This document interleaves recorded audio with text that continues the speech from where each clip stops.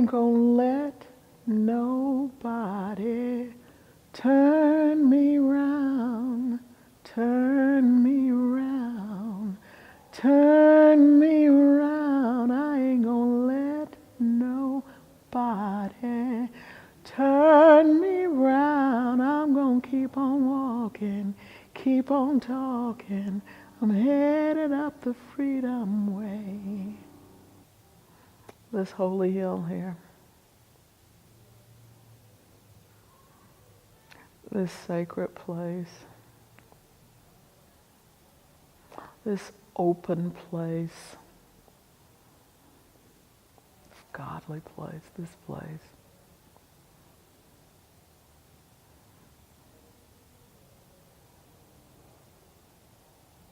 I'm downtown sometimes and I see this place. I'm driving away and I look in the mirror and I see this place. This place is here and inside of me too.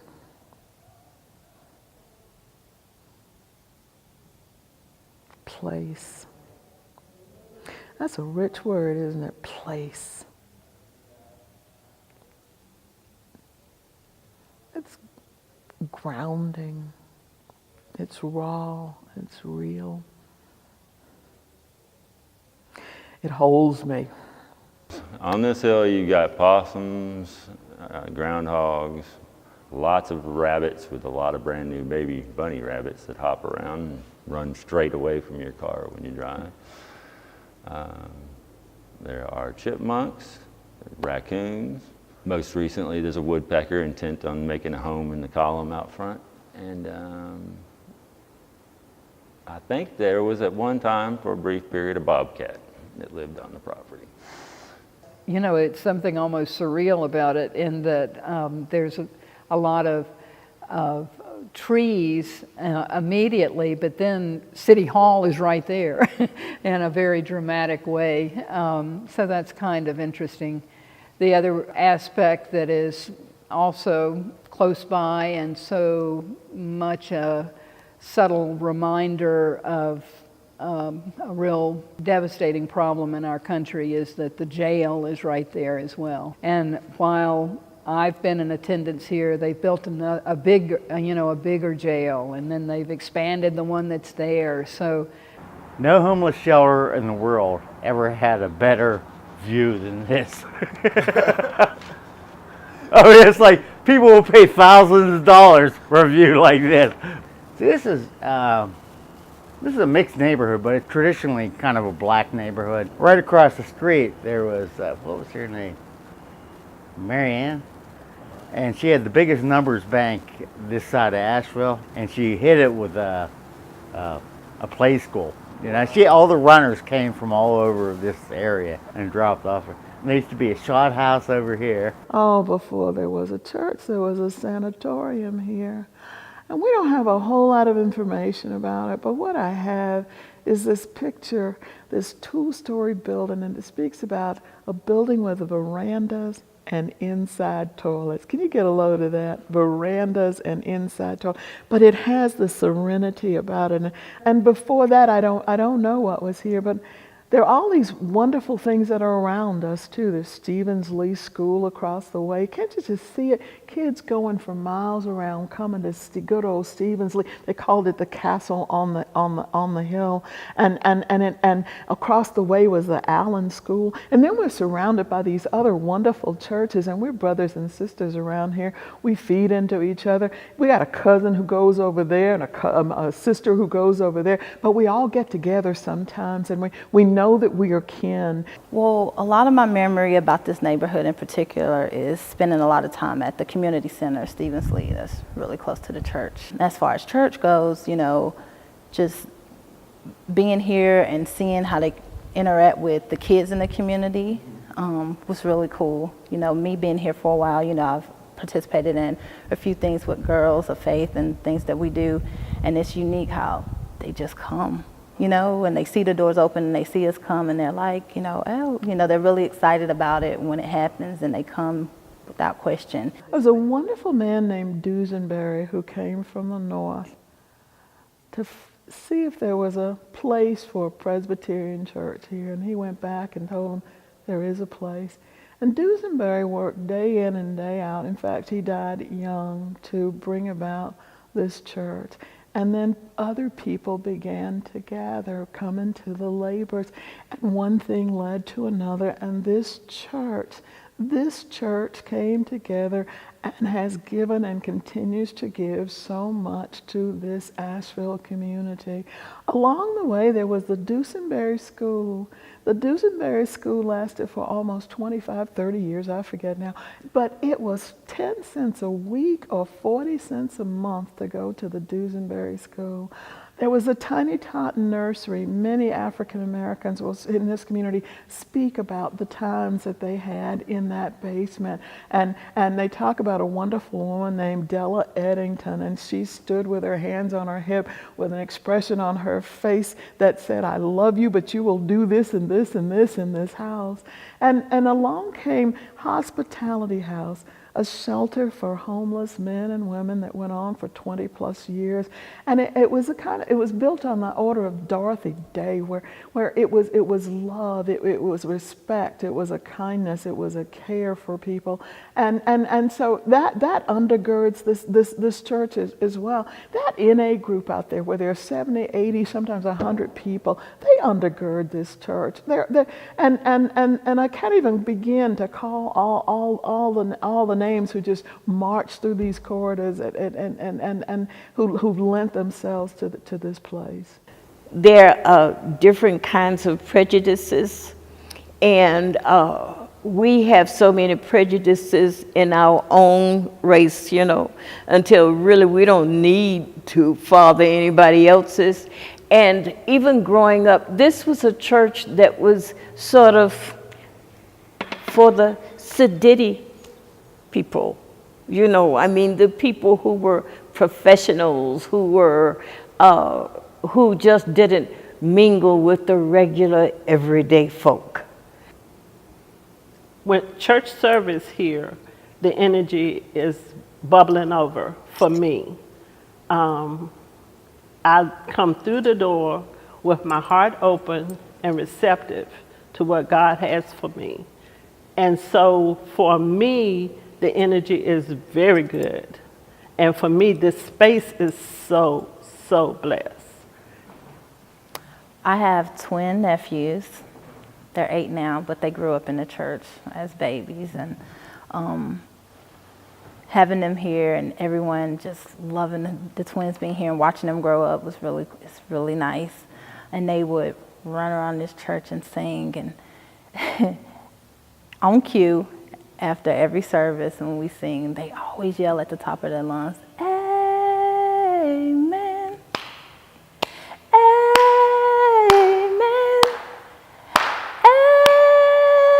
amen, amen, amen, let the church sing." That's their favorite part. But it's funny because when they do it, we kind of watch everybody else in the church kind of get silent. We kind of fade out because we want to hear them singing it. They usually sit in the very back, but we just kind of leave the floor open for them to do that. So that's really cool, and we love that. And everybody looks forward to that when they do it. So that's cool. That's cool. The warmth that when I came in, people were very kind and warm and accepting. And that meant a lot. I think people who go to Calvary are not going there for social one-upmanship or anything like that. It's not a church that is going to look good on your Vita or anything like that. Sometimes some people are very set on how they introduce each other, or how they meet each other, or how they're connected, And I think Calvary's a little more relaxed on that, so that's good. It's kind of nobody's set, nobody's looking at who's at what, or nobody's following those stringent kind of, oh, these are mine. There's a lot of different little hidden rules of living that Asheville has. I'm free when I come here. I am as I am, and I don't pretend for anyone. I don't like people that well. So, and I love people, but I don't pretend. So I'm free. I'm free. I am as I am. And I think I smile a lot, I think. And I'm just given the freedom to be the person that I am. The warm and most of the time glorious person that I can be. It's kind of a small church, and so you go around and you hug everybody, and you really get to hug pretty much everybody, and so you feel like it's your family.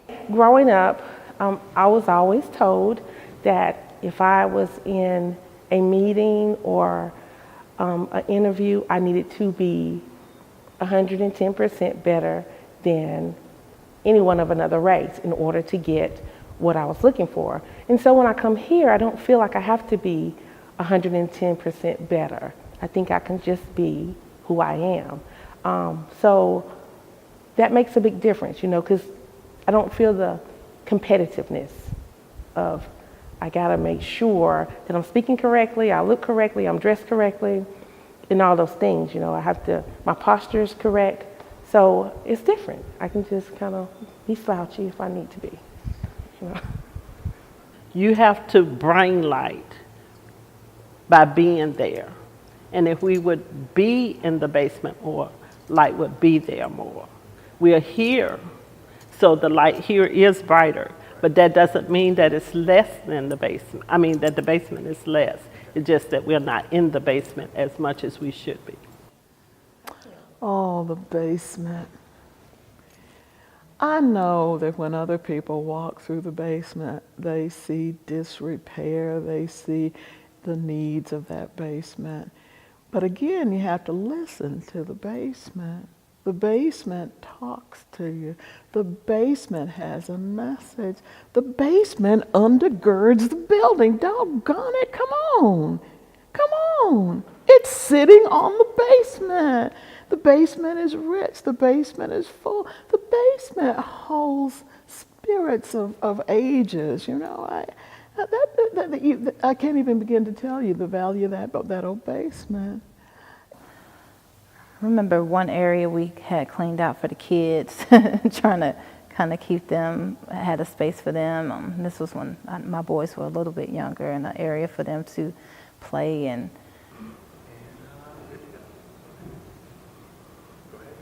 Are there any places within this church building or spaces? Why haven't I spent time in the basement? I don't know why I haven't spent. I guess because I haven't indulged myself in going into the basement. But I know that they did a lot of work in the basement. It's had different uses over the years, but I have not went to the basement. I've kind of just showed up on Sunday. I've had a lot of people say the space themselves, they love it. It's not, you know, not cookie cutter. And we love that about it. I do. And I love also the fact that we can do it inside or outside. There's not a lot of places you can do that because you have to be not where everyone can see you. That's the whole point of it. It was over 20 years ago because Bill Clinton was still president. And there was this series of church burnings that was going across the South.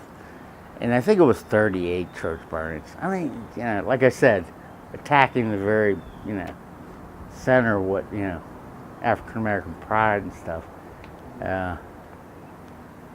And so the Reverend here, that was before Miss Pat, decided to put people in here, people who would care about it, people who were loved and would at least react to get the hell out of here. You ain't burning this church down. I had a friend who had an addiction, and so she was here living. And so I didn't realize the magnitude of how helpful it was for her and how unjudgmental that this community was to her. Me being her friend, of course I wasn't judging. So it was just a great feeling to know that she was somewhere getting help and being loved by a community. This was the men's dorm here. The two supervisors would live in this room here. We had a divider there. This was my office here, and the ladies lived in the room that is off the hallway there. So there was a laundry room outside and around the corner, a big cupboard here. They've taken a lot of that down when they've started to remodel this room a little bit. So it looks a little different than it did, but it's still pretty much the same. Miss Pat transferred all her tolerance, all her patience, all her love, all her compassion to this place. And she gave a place for people who were like me. I was fucked up. She didn't care if you were drunks or druggies, or you had to stay, clean here, and you had to, do your little chores and stuff, but there was nothing. They didn't put any pressure on you. She was basically saying, I love you, and you can stay here as long as you have to. What they do, which I thought was really nice, is when you get these bigger meetings, you have tons of people, you see a lot of faces. When you're new, you are raw, you are insecure, you're so vulnerable. It's like literally feeling like you're in middle school on the first day and you came from out of town. It is so scary. So when I came in, there was all these shadows, but there was just these candle lights. And I just remember seeing the light and people surrounded in a circle. And it was kind of, instead of set up like a square, people were just surrounded by layers and layers of chairs. And I just remember being so scared, but for some reason I raised my hand, said my name was Amanda, I needed help. And everyone was just so welcoming. And also it was very humbling and just kind and opening is the best way to say it. Like there's no judgment there. If you think about it, you have a candle, right? And you can see, but everyone's faces, it just makes you feel more comfortable, more able to speak. I know as an African American living in Nashville, there's not many places that I go and feel comfortable or feel like I'm as, like I don't go out because there's not a lot of places that I like to go out to here. I would just say that it brings the community together, whereas you're moving outside of your comfort zone. So, you're comfortable with your race, and that's just how it was growing up. You went to your church, and you saw your neighbors, your friends, your schoolmates. And then when I came here, it was different. It was just different people, So I was like, this is a little bit different. Let me see how this goes. I mean, I'm great. I love being black, but there's at times, I think, of being a black person in Asheville, there is a sense of divide on just on the challenges of resources and things. And it's not necessarily just on economics, it's just on people just not relating and understanding each other. This neighborhood is changing.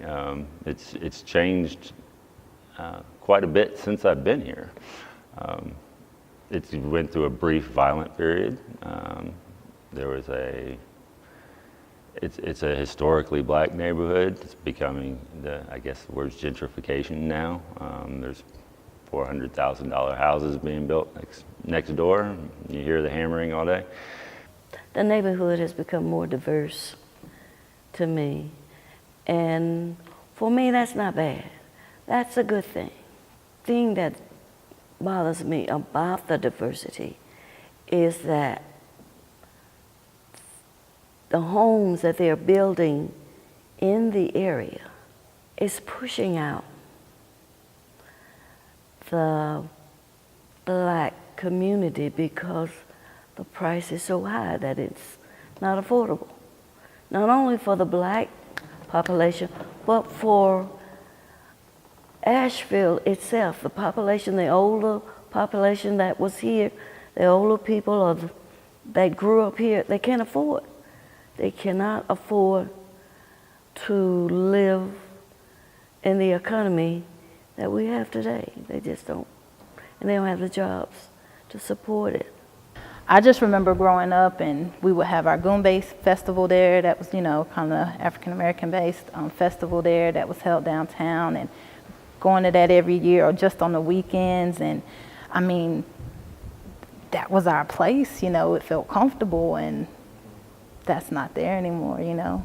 But I mean, the street's still there, and people have been bought out, and, you know, different businesses are there, and, you know, it kind of goes back to that, just pushing out what's different or what we don't want anymore, or what, you know, what's not as interesting to whoever's coming to visit.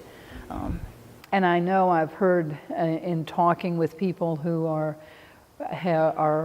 living as part of the homeless community here, have said, you know, my parents or my grandparents always had a home there in the East End, and now that's all gone, and I'm here in this situation. So I think there have been some changes in that way, but I think there's also a real depth of identity with a lot of people who have lived here a long time, or who lived here at one time and perhaps don't live here now, but continue to see it as a real part of their home.